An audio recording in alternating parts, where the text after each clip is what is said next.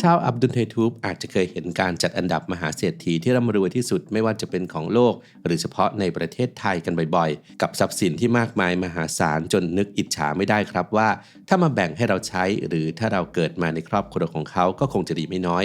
ทว่าในความเป็นจริงแล้วการได้มาและรักษาความมั่งคั่งเอาไว้ก็มีราคาที่ต้องจ่ายโดยเฉพาะอย่างยิ่งหากเกิดมาในตระกูลที่มีนามสกุลโด่งดังร่ำรวยมาหลายชั่วอายุคนจนเป็นเสมือนอาณาจักรย่อม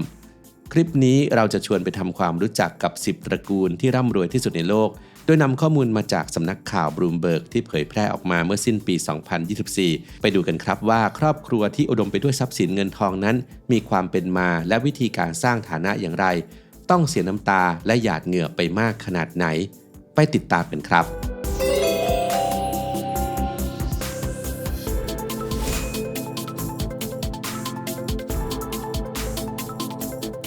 อันดับที่10ตระกูลทอมสันสำหรับบ้านเราธุรกิจสื่อและสำนักข่าวดูเหมือนจะเป็นธุรกิจขาลงที่ค่อยๆล้มหายตายจากกันไปแต่ไม่ใช่กับตระกูลทอมสันจากแคนาดาเจ้าของสำนักข่าวทอมสันรอยเตอร์สที่ได้รับการยอมรับไปทั่วโลกและมีรายได้มหาศาลจากการขายข้อมูลข่าวทั้งภาพและเสียงที่ใช้กันแพร่หลายในสถานีโทรทัศน์และสื่อต่างๆทั่วโลกมาช้านานจนทำให้ตระกูลนี้มีมูลค่าทรัพย์สินที่ถือครองอยู่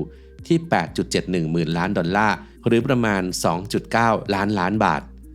ธุรกิจของครอบครัวเริ่มต้นในปี 1934 เมื่อรอยทอมสันเริ่มเข้าลงทุนในสถานีวิทยุของเมืองออนตาริโอในแคนาดาจากนั้นก็ค่อยๆขยายไปยังสื่อหนังสือพิมพ์และก่อตั้งบริษัทขึ้นมาอย่างเป็นทางการจนมาถึงจุดเปลี่ยนสำคัญในปี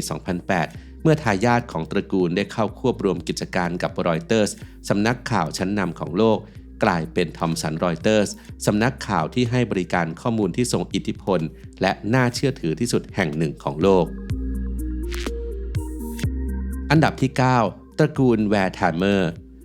เจ้าของแบรนด์สินค้าแฟชั่นหรู Chanel ของฝรั่งเศสเริ่มต้นจากการที่ Pierre Wertheimer และดีไซเนอร์ Coco Chanel ได้ร่วมกันก่อตั้งแบรนด์ในช่วงทศวรรษที่ 1920 โดยในช่วงแรกนั้นทั้งคู่ไม่คาดคิดว่า Chanel จะกลายเป็นแบรนด์แฟชั่นระดับไฮเอนด์ที่มีอิทธิพลต่อวงการแฟชั่นทั่วโลกโดยเฉพาะอย่างยิ่งแนวคิดเรื่องการทำให้ LBD Little Black Dress หรือชุดเดรสสีดำกลายเป็นชุดที่ผู้หญิงทุกคนควรมีติดไว้ในตู้เสื้อผ้านับเป็นการปฏิวัติการแต่งตัวครั้งสำคัญที่เปลี่ยนความหมายของสีดำที่เดิมเป็นชุดไว้ทุกข์ให้กลายเป็นความหรูหราและคลาสสิกซึ่ง Chanel เป็นผู้ริเริ่มอแลงและเจรองแวร์ทามเมอร์หลานปู่ของเปียแอร์ทายาทผู้สืบทอดและสานต่อกิจการทำให้ Chanel เป็นที่ยอมรับไปทั่วโลกมานานกว่า100 ปีและแม้ลีน่าแนร์ CEO ของ Chanel คนปัจจุบันจะเป็นผู้บริหารมืออาชีพแต่ตระกูลแวร์ทามเมอร์ก็ยังคงเป็นผู้ถือหุ้นใหญ่และเป็นเจ้าของทรัพย์สินรวมมูลค่า 8.8 หมื่นล้านดอลลาร์หรือ 2.93 ล้านบาทอันดับที่8ตระกูลอัมบานีตระกูลเศรษฐีอินเดียที่เป็นเจ้าของบ้านที่แพงที่สุดในโลกแมนชั่นสูง27ชั้นและยังจัดงานแต่งงานให้ทายาทคนเล็กของตระกูลอนันต์อัมบานีเมื่อปี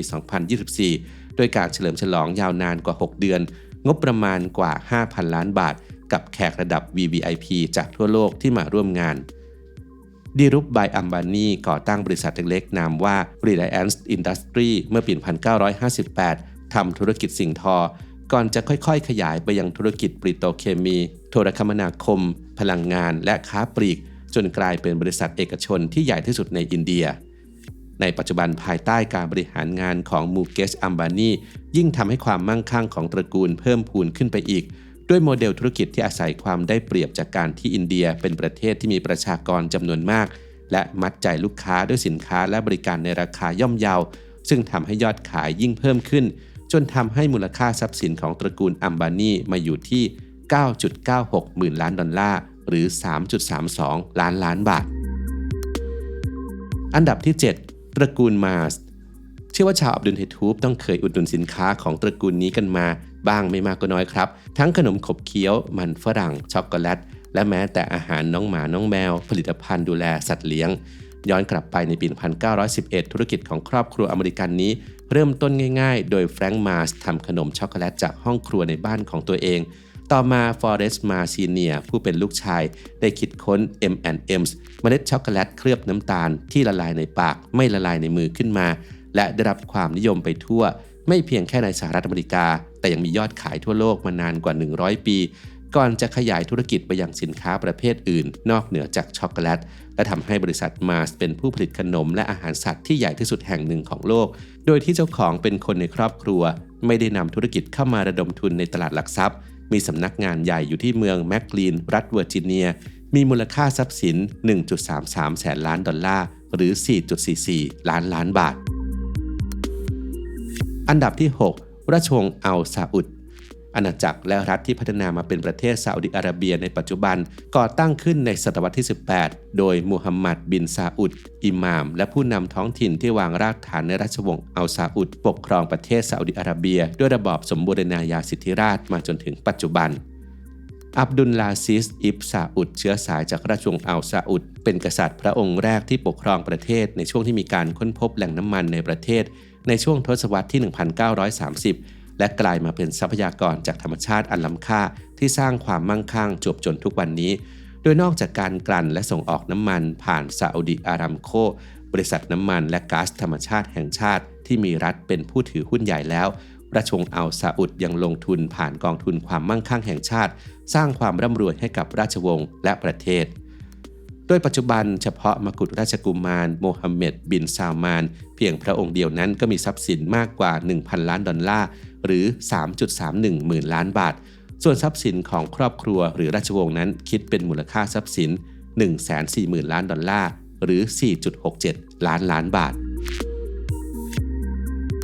อันดับที่ 5 ตระกูลโคชธุรกิจของตระกูลโคชเริ่มต้นจากการก่อตั้งโรงกลั่นน้ำมันของเฟร็ดซีโคชผู้เป็นพ่อเมื่อปี 1940 ในนามโคชอินดัสทรีที่เมืองวิชิตาในรัฐแคนซัสของสหรัฐอเมริกาก่อนจะส่งต่อกิจการให้ลูกชายทั้ง 4 คนที่ในเวลาต่อมาแตกคอกันคงเหลือเพียงชาร์ลส์และเดวิดโคชที่สานต่อกิจการขยายไปในหลากหลายอุตสาหกรรมเป็นเครือข่ายธุรกิจที่กว้างขวางตั้งแต่พลังงานไปสู่ภาคการผลิตทั้งการเกษตรปิโตรเคมีก๊าซธรรมชาติและการเงินขึ้นแท่นเป็นหนึ่งในบริษัทที่ใหญ่และทรงอิทธิพลที่สุดของสหรัฐมีมูลค่าทรัพย์สิน 1.48 แสนล้านดอลลาร์หรือ 4.94 ล้านบาทโคชอินดัสทรียังมีอิทธิพลต่อการเมืองของประเทศผ่านการบริจาคเงินเพื่อสนับสนุนพรรครีพับลิกันและผลักดันนโยบายเสรีนิยมเสมอมาปัจจุบันกิจการเริ่มส่งต่อกิจการสู่ทายาทรุ่นที่ 3อันดับที่ 4 ตระกูลดูมาแอร์เมสแบรนด์สินค้าหรูของฝรั่งเศสมีต้นกำเนิดมาตั้งแต่ปี 1837 หรือเกือบ 200 ปีก่อนโดย Thierry Hermès เปิดร้านผลิตอุปกรณ์เครื่องหนังสำหรับการขี่ม้าในกรุงปารีสก่อนที่ทายาทสายตรงในรุ่นถัดๆมาที่มาจากตระกูลดูมาจะค่อยๆพัฒนาให้แบรนด์ Hermès กับตัวอักษร S ที่กลายเป็นสัญลักษณ์แห่งงานฝีมือไฮแฟชั่นที่หรูหราระดับโลกที่มีทั้งเครื่องประดับผ้าพันคอรองเท้า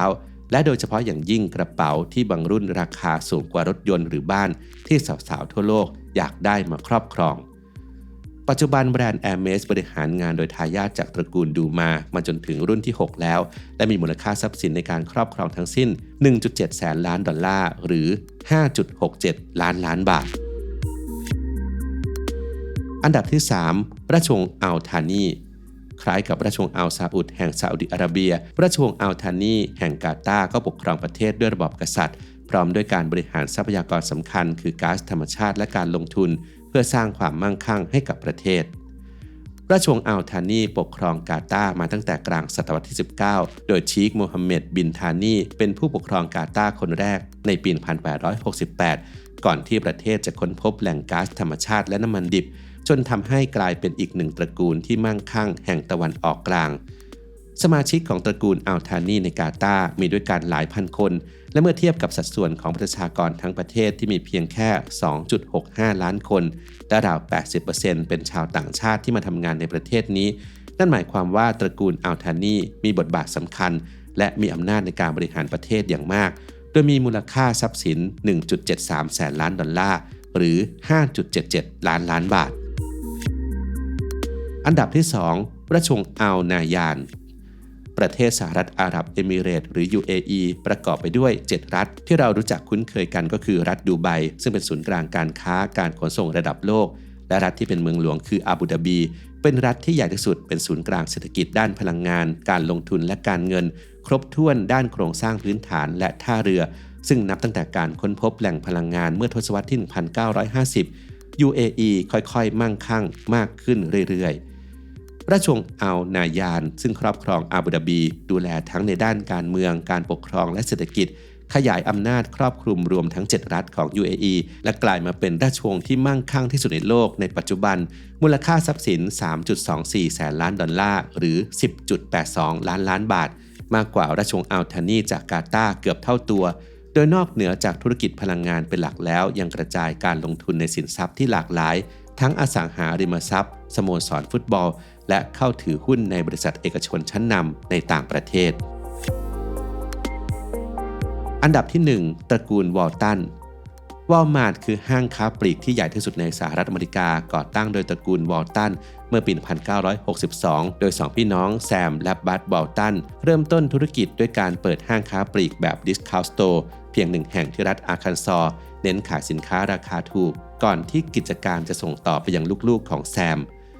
สิ่งที่การันตีความสำเร็จของห้างวอลมาร์ทและตระกูลวอลตันได้เป็นอย่างดีคือร็อบสันจิมและลิสวอลตันลูกๆทั้ง3ของแซมที่ติดอยู่ในท็อป 20 หรือ 20 คนแรกของเศรษฐีที่รวยที่สุดในอเมริกาจากการจัดอันดับของนิตยสาร Forbes เสมอมาตั้งแต่ปี 2001 จนถึงปัจจุบันเช่นเดียวกับเฮเลนภรรยาของแซมและจอห์นลูกชายคนรองก็ติดอยู่ใน 400 อันดับเศรษฐีที่รวยที่สุดในอเมริกาเช่นกันจบจนกระทั่งทั้งคู่จากโลกนี้ไปหลาย10 ปีที่ผ่านมาวอลมาร์ทได้พิสูจน์ให้เห็นแล้วครับว่าเป็นห้างค้าปลีกที่มีสาขาใหญ่ที่สุดซึ่งหมายถึงขนาดพื้นที่ที่ใหญ่ที่สุดครับและทำรายได้มากที่สุดในโลกโดยปัจจุบันมีด้วยกัน 1,500 สาขาใน 19 ประเทศทั่วโลกมีการปรับตัวตามยุคสมัยและเทคโนโลยีเป็นตระกูลที่มีความสามัคคีในการทำธุรกิจสร้างให้กิจการเติบโตขึ้นและมีการคืนกำไรให้สังคมในนามมูลนิธิตระกูลวอลตันจึงเป็นครอบครัวที่รวยที่สุดในโลกโดยมีมูลค่าทรัพย์สิน 4.32 แสนล้านดอลลาร์หรือ 14.43 ล้านบาทแน่นอนครับว่ามูลค่าทรัพย์สินและอันดับของแต่ละตระกูลนั้นอาจจะปรับเพิ่มขึ้นลดลงได้ในแต่ละปีแต่สิ่งที่เราเห็นได้อย่างชัดเจนในคลิปนี้ก็คือรุ่นลูกหลานอาจจะต้องทำงานหนักมากกว่าเพื่อสานต่อรักษาสถานภาพทางสังคมและทำให้สิ่งต่างๆที่บรรพบุรุษได้สร้างไว้และส่งต่อมาให้เพิ่มพูนมากขึ้น